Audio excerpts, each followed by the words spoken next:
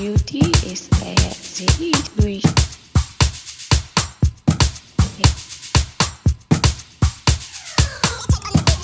Due to some violent content, parental discretion is advised.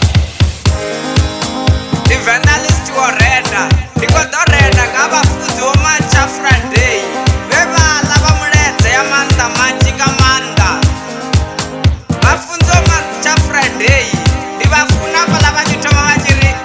Ika vafunzi womacha Friday, ndovuya na muleze wamanda maji ayo. Vafunzi womacha Friday, ndivafuna ndo ndivafunzi vasazvipi, ndivafunzi vasatodzi munikelo. Vafunzi womacha Friday, mende ndovapa ngedzidzanga ndeve. Vachifamba uri mutu achikola mari ukola mari. Vari ritendere, mutu achikola mari ukola mari. Ndivafunzi womacha Friday, vachikozvikota. Vafunzi womacha Friday, vafunzi vakereke isatodzi munikelo. Vafunzi vakereke jenauka Facebook nakadzi WhatsApp hote nakadzi YouTube. Ndikavafunzi womacha Friday. Ichiseya chavo vafunzi womacha Friday, musivo dzitakalela. Vafunzi womacha Friday vadzura vodzitakalela. Avadinani na mutu vafunzi womacha Friday.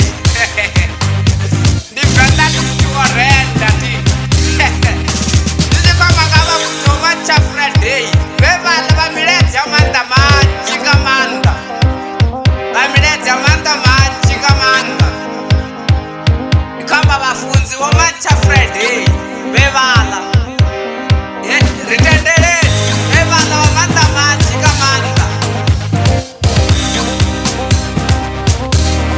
Ritendere vari mutachikola mari ukola mari.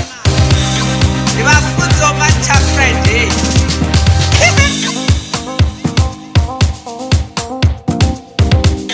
Vari mini vafunzi vari ritendere mutachikola mari ukola mari. Vafunzi womacha Friday vatrakadza vanhu. Vafunzi vaka nebvenda ndichiorenda ndinambudziso munikela vazodyalini ngori ndoguma kwangori vawana mufarisi vayavhura kereke.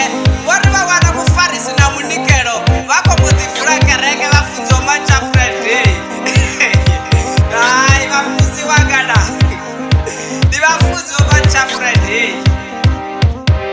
Vari mini vari ritendele utachikola vanhu kolangana.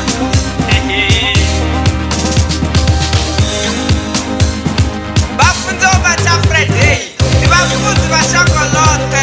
Ndirasa vadzivi hadzivi miledzi yamanda manji. Vafunzi womacha Friday ndi vafunzi varufuno. Ndingazvo nevhendalist wota ndikori vafunzi womacha Friday.